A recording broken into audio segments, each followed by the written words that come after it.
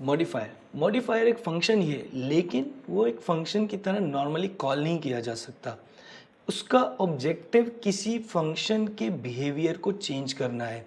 उसको आप डेकोरेटर भी समझ सकते हैं कि आप किसी फंक्शन पे उसको अप्लाई करते हैं, और जब वो फंक्शन कॉल होता है उसकी कॉल से पहले ये मॉडिफायर कॉल हो जाता है, ताकि आप उस फंक्शन की कॉल से पहले चेक कर लें कि क्या हमें वो फंक्शन एग्जीक्यूट करना भी है या नहीं।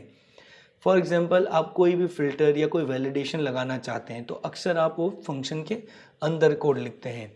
इसको बजाय इसके कि आप वो वैलिडेशन फंक्शन की लॉजिक के अंदर लिखें, आप एक सेपरेट फंक्शन में लिख देते हैं जिसे मॉडिफाई कहते हैं।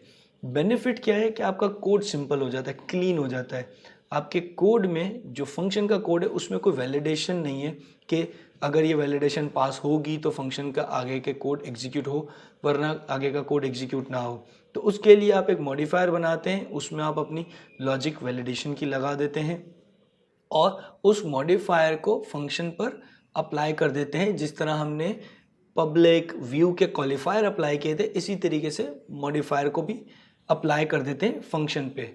इससे क्या होता है कि जब आप फंक्शन कॉल करते हैं तो उसकी कॉल से पहले मॉडिफायर कॉल हो जाता है, और उसके अंदर जो वैलिडेशन लगी है अगर वो पास हो जाती है तो जो फंक्शन आपने कॉल किया है वो कॉल हो जाएगा। अगर वो वैलिडेशन पास नहीं होगी तो फंक्शन कॉल ही नहीं होगा। बेनिफिट क्या होगा कि सारी वैलिडेशन, सारा आपका क्लटर्ड कोड सेपरेट हो गया, और आपको हो सकता है सेम वैलिडेशन मल्टीपल फंक्शंस पर लगानी है। तो इसका benefit for example user authentication है। आपका फंक्शन कॉल होने से पहले जितने भी कॉन्ट्रैक्ट के फंक्शन हैं उनके कॉल होने से पहले ऑथेंटिकेशन चेक होनी चाहिए। तो अगर वो ऑथेंटिकेशन चेक आपने लगाना है तो बजाय इसके कि हर फंक्शन के कोड में अलग अलग लिखें, आपने एक मॉडिफायर लिख दिया और वो मॉडिफायर तमाम फंक्शंस पे अप्लाई कर दिया। एक मॉडिफायर मल्टीपल फंक्शन पे अप्लाई हो सकता है।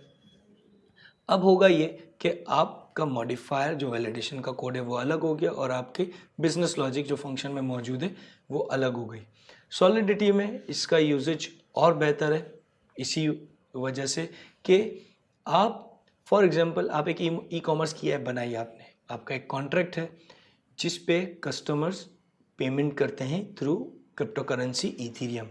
यानी कि आपने एक इंटरफेस बनाया है जहाँ पे यूज़र आके बाय करता है प्रोडक्ट, और जब वो पे करता है तो इथेरियम पे होता है जो कि पहुँचेगा आपके कॉन्ट्रैक्ट में। अब उस कॉन्ट्रैक्ट से आपने, क्योंकि आपके पास वो पैसे इथेरियम आ चुके हैं, अब आप उससे विड्रॉ करना चाहते हैं अपने लिए, तो आपको विड्रॉ का फंक्शन लिखना पड़ेगा उस कॉन्ट्रैक्ट में, ताकि वो कॉन्ट्रैक्ट आपको ईथर ट्रांसफ़र कर सके। तो उस विड्रॉ के फंक्शन को कॉल करने के लिए ज़रूरी रिक्वायरमेंट क्या है कि वो सिर्फ इस कॉन्ट्रैक्ट का ओनर ही कॉल कर सके, और कोई कॉल ना कर सके। और कोई, क्योंकि फंक्शन है आपको उसे पब्लिक रखना पड़ेगा ताकि आप एक्सटर्नली उसको कॉल करें और आपके पास पेमेंट आ सके। अगर हर कोई कॉल कर लेगा तो सबके पास ईथर चले जाएंगे, जो भी उसको कॉल करेगा उसके पास इथेरियम पास ऑन हो जाएंगे। आप ऐसा नहीं चाहते, तो आपको उस फंक्शन पे लगानी होगी वैलिडेशन। तो आप क्या करेंगे, एक मॉडिफायर बनाएंगे, उस मॉडिफायर में लॉजिक लिख देंगे कि जो कॉलर है जिसने फंक्शन कॉल किया है क्या वो कॉन्ट्रैक्ट का ओनर ही है। अगर है तो फंक्शन कॉल कर दो, अगर नहीं है तो फंक्शन कॉल नहीं होगा।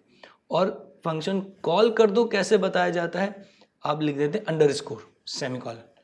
अगर अंडरस्कोर आपने लिख दिया तो इसका मतलब है रिटर्न कर दो। तो फॉर एग्जांपल आपने अपने मॉडिफायर में इफ़ की कंडीशन लिखी, अगर मैच कर जाए तो इफ़ में आपने अंडरस्कोर लिख दिया। अंडरस्कोर का मतलब है जिस फंक्शन पे मॉडिफायर लगा उसको कॉल कर दो। अगर कंडीशन फॉल्स हो गई, अंडरस्कोर की लाइन तक कोड नहीं पहुंचेगा, तो ये मॉडिफायर सिर्फ चल के ख़त्म हो जाएगा, जिस फंक्शन पे लगा हुआ वो फंक्शन कॉल नहीं होगा।